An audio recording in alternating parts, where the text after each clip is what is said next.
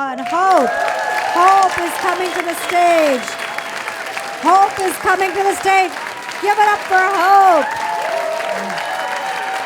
Louder, louder, Hope.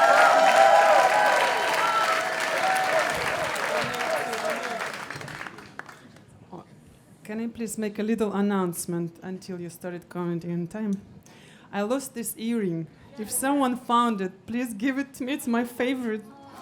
And when I was looking for this earring, I found this clip. San Francisco Mime Troupe. Also, please come to me and I will give it to you. That's it. Okay. Okay. What is the most common question in the United States? Where are you from, right? I hear this question, you can't imagine how many times. I would like to ask you this question, where are you from? And please make some noise when, if someone is in the audience immigrated to the US after age of 30. No, really, no one? No one struggling with English? Can you please say "da" if you're Russian speaker? No. Oh, thank you. Okay. I invented the word, which is mix of English pronunciation and Russian произношение. And sometimes I make fun of my friends saying, something is wrong with your pronunciation.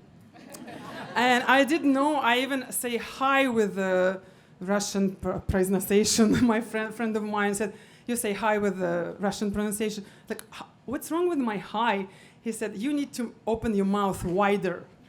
Like how? I didn't know how to do that. So it's hard. And sometimes I don't have enough vocabulary to finish the sentence, like I say half of it, and they say, you know, hoping that you know what I was hoping to say. And sometimes similar words are mixed up in my head. So English is obviously my Achilles heel for more than 10 years here in America. And for example, there was a hilarious moment on the farmer's market when I was asking the guy for ripe persimmons, and I said, can I please get this raped persimmons? And I was like, oh my God. And I corrected myself, and I said, ripped persimmons. And my daughter behind my shoulder said, Mom, ripe. I said, I know. I was your first English teacher, remember? And it's true, because it's my little confession. I worked as an English teacher in elementary school in Russia. They kind of made me to do that because they accepted my kids if I signed up the contract to be a teacher. I had all the papers, but I didn't have practice to do that, like for many years. And so my daughter, and when I signed the contract, the school principal asked me, do you know English? When I signed it already. And I said, it's enough for the kids. And I was this type of teacher who sometimes learned together with students or explained it so well that I understood it myself.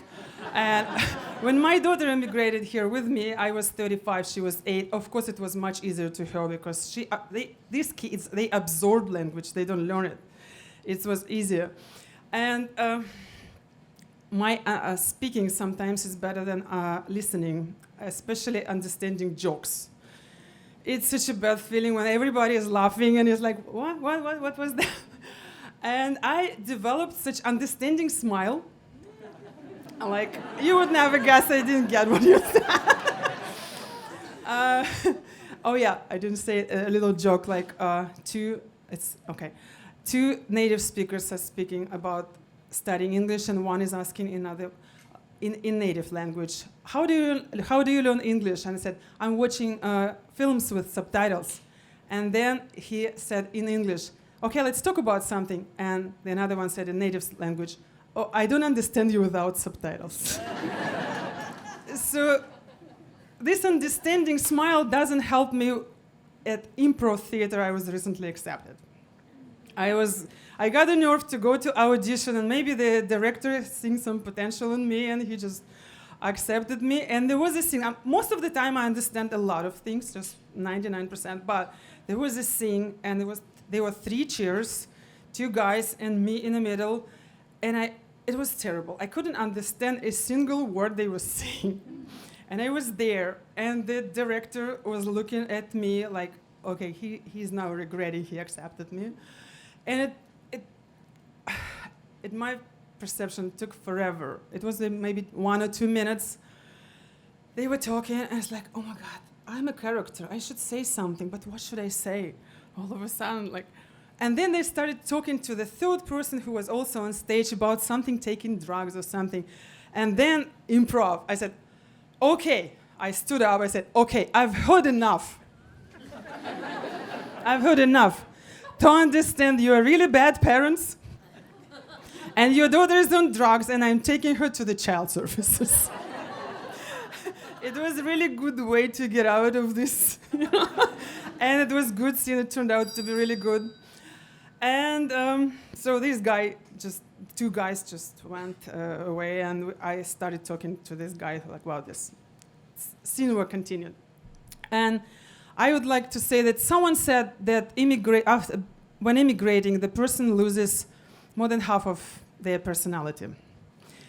And I try my best not to.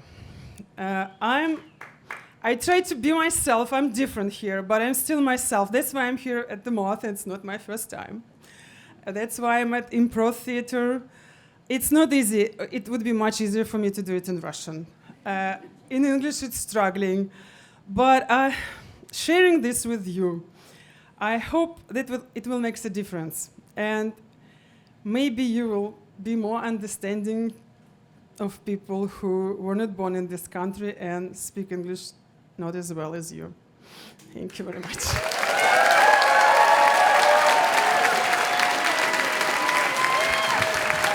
Thank you, Hope. Give it up for Hope one more time.